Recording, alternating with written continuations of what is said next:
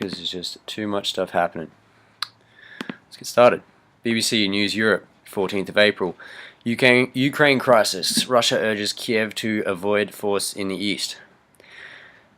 Russia has urged the authorities in Kiev to not use force against pro-Russian protesters in eastern Ukraine. I'm going to leave. I've got too much stuff to deal with today, so I'm going to let you guys read down through this. I'll point out a few things. A deadline set by the Ukraine for pro-Russian activists to leave the government buildings they are occupying expired at 0600 GMT on Monday. Kiev had promised military action if they failed to leave, and people in eastern Ukraine are now waiting to see if interim president Alexander Turchinov uses the army to try to take back control of the buildings. On Sunday, he said the military forces would launch a full-scale anti-terrorist operation against the armed men holding the buildings. A couple of cool pictures. There's something else I saw in here.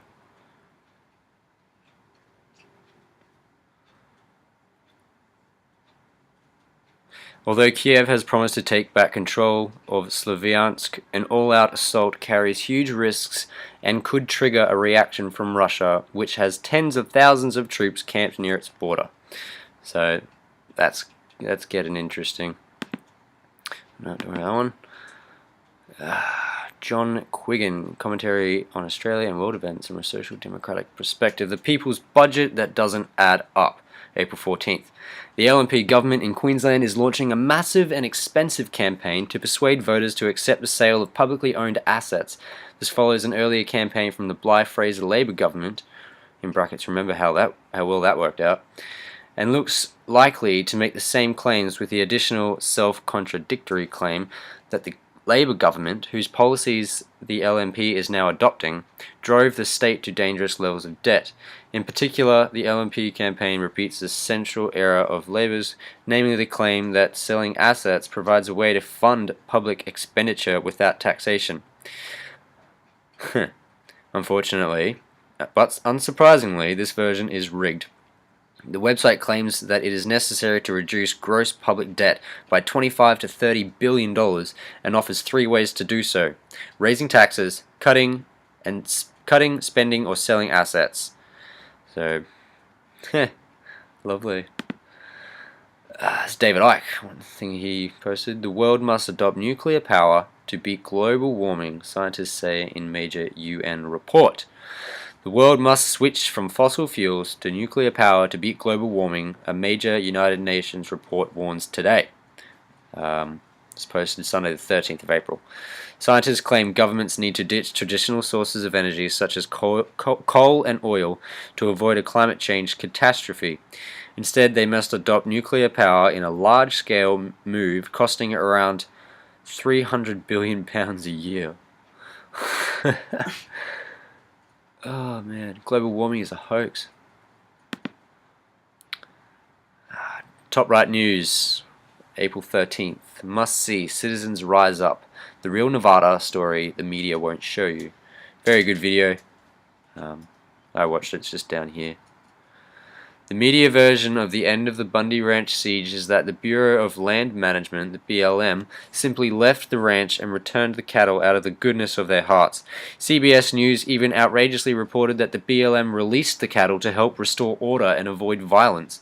This despite widely seen video of BLM thugs tasing Bundy's son and shoving a pregnant woman to the ground.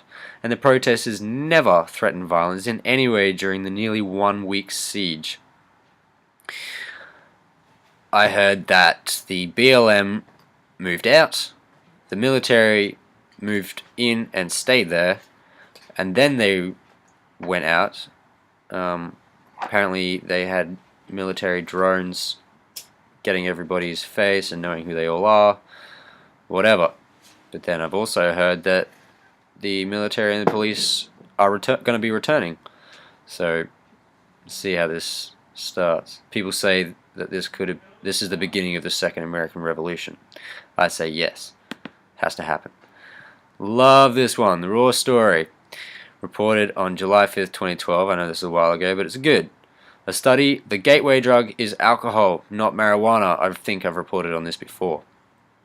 A study in the August edition of the Journal of School Health finds that the generations-old theory of a gateway drug effect is in fact accurate for some drug users, but shifts the blame for those addicts escalating substance abuse away from marijuana and onto the most pervasive and socially accepted drug in American life: alcohol. Not just American, the frickin' world. Oh boy.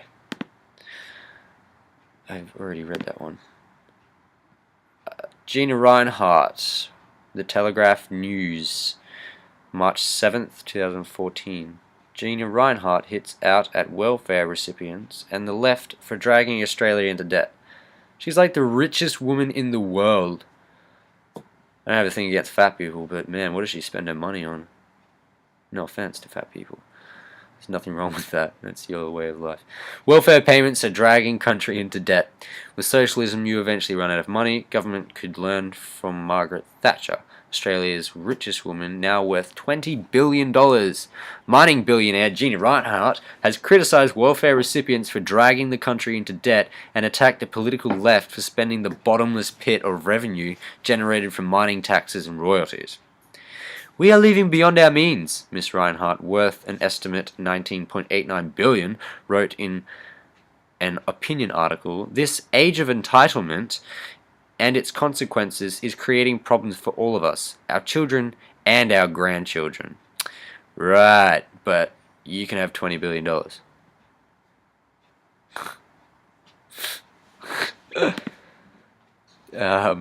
Mine's blog. "We are building a domestic army. Marine Corps colonel speaks out against the militarization of police." This veteran is speaking out about his local police force's most recent request for a heavy military-grade armored personnel carrier. He has some very legitimate concerns and the experience of a military officer to help back his statements. Very good video. I've only watched a little bit of it. I've seen this guy before. It's not new, but it is still very important to watch. This is what the police will be rolling around their streets with. How'd you like to see them fucking come down the street? Some interesting photos here. This is in American streets. Military police. See, they even got badge. Police. They look like military. Oh, aren't they doing us a great job? Sydney Morning Herald, federal politics. CSIRO braces for budget cut of up to $150 million. Australia's peak science body is bracing for a May budget cut of up to $150 million, or more than 20% of its total government funding. Oh, wow, more cuts. What are they using this money for is my big question. Korea Mail News. Treasurer Joe Hockey warns his generation may have to work till 70. Generation X Australians should be prepared to work until age 70 in a strong indication that the nation's workers face an increased retirement age. Treasurer Joe Hockey, 48, admits his contemporaries will likely have to keep working until they reach their 8th decade. So how do you feel about working up until you're 70? Maybe by the time that we get older, we might even have to work longer. Who knows? Right until our death. Oh, that'll be nice slavery. Like work isn't already. Not that one. Sydney Morning Herald. IMF, World Bank pushes for price on carbon. The leaders of the International Monetary Fund, World Bank and United Nations on Friday called upon finance ministers to use fiscal policies such as carbon taxes to combat climate change. The IMF Managing Director Christine Lagarde and World Bank President Jim Yong Kim were joined by UN Secretary General Ban Ki-moon at their 2014 spring meetings to address a group of 46 finance ministers and senior officials on policies to reduce greenhouse gas emissions. God. Brisbane Times. One from my hometown. Tony Abbott slumps in polls despite best week yet. A record high vote of support for the Greens and a slump in support for the coalition in regional Australia has left Tony Abbott's 7-month-old government trailing Labor by 4 points after preferences for the second time since being elected. The coalition now trails Labor by 4 percentage points on a two-party preferred basis on 48 to 52%, with the Greens' primary vote rising sharply to a highest ever share of 17%. Good! Good. He shouldn't even be in office. Who cares if his poles slump down? Shouldn't even be at a high point. Got Human Rights Observer's website saying Syrian activists report new poison attack by Assad forces. April 13th, a Syrian opposition news outlet claimed Friday the government troops attacked a Damascus suburb with poison gas and that residents were showing symptoms of shortness of breath.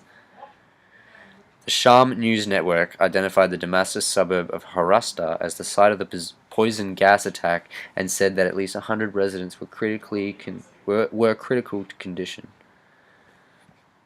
Good God. And they're attacking innocent people, look! FFS. Jeez. Herald Sun. A third, make sure you recognize that, a whole third of the Australian Vaccination Skeptics Network's members are medical professionals. Medical experts say it is distressing that nurses and midwives are members of an anti-vaccination lobby, which also boasts chiropractors, naturopaths, and osteopaths among its supporters. 1 in 3 members of the anti-vaccination group, the Australian Vaccination Skeptics Network, formerly known as the AVN, works as a health professional. And 80% claim they formed their negative attitudes to vaccination due to a major event which made them seek more information. They cited information sources as natural health magazines, lobby information, and the internet and books. Consultations with alternate therapists were a major source of information. While almost 60% were trained to bachelor degree or above, 10% were school teachers. So they're smart people telling you that vaccinations are bad. Don't get the flu shot, that's all I can say. Do not get it at all. It'll just inject you with mercury, lead, dead viruses, probably a bacteria. Yes, there is bacteria in them. Yeah, don't get it. Don't get any vaccines. Salon News, Saturday, April 12th. Ohio confirms probable connection between fracking and earthquakes. State regulators announced stricter rules to help prevent future quakes. When Russell Gold, the senior energy reporter for the Wall Street Journal, spoke with Salon about the dangers of hydraulic fracturing or fracking, he emphasized that one of the biggest problems is the speed at which the industry is moving, drilling almost 100 wells per day and leaving little time to assess the potential impact of their activity. Often it's only long after something bad has happened. Methane is leaked into the atmosphere, or local air and water is polluted, which is what caused the regulators to push for more caution. Case in point, last month the Ohio Department of Natural Resources temporarily suspended drilling at a number of wells in the northeastern part of the state out of concern that it may have been responsible for a series of earthquakes. And you got Friday, geologists confirmed that yes, fracking was probably responsible. ODNR geologists believe the sand and water injected into the well during the hydraulic fracturing process may have increased pressure on an unknown microfault in the area, they said in a release leading to the 11 minor quakes experienced in March. Duh! They did it in England. They got friggin' a lot of earthquakes from that too. They're drilling in Australia. I wonder when we're going to get an earthquake. Oh wait, right. It was last year. There was a report of like a 3.2 earthquake in Sydney. I wonder if that was actually natural. Where's our fault lines? I don't know, people say that we do get earthquakes in Australia, but they're very minimal. I don't know. I'd say it's fracking. Here's what Facebook is doing to your brain, and it's kind of shocking. We live in the age of social media, an age where we collect friends like stamps. However, there seems to be a connection between using social networks and being lonely. I watched this video. Very, very interesting. I suggest you guys have a look. Very, very interesting. This has actually got to do with this article right here, this in the Seattle Times. When was this posted? November 21, 2010. I know it's old, but it's got to do with global warming. I thought it was very interesting. Leaking methane might be tip of iceberg for climate change. Some scientists believe the thawing of permafrost could become the epicenter of climate change. They say 1.5 trillion tons of carbon locked inside icebound Earth since the age of the mammoths is a climate time bomb waiting to explode if released into the atmosphere. And they say that we are causing the CO2 emissions, which is causing global warming. But I believe global warming is a hoax. If anything's causing CO2 emissions, it's the leaking methane. Duh. Duh. 1.5 trillion tons of carbon. Duh. We're not doing it. Plus, the Earth is heating up, and that releases CO2. Volcanoes release more CO2 than humans. Anyways, that's the end of my news. I'll have all the links in the description box below, so you can look at it for yourself. Hope you enjoyed, and yeah, catch you next time, probably soon.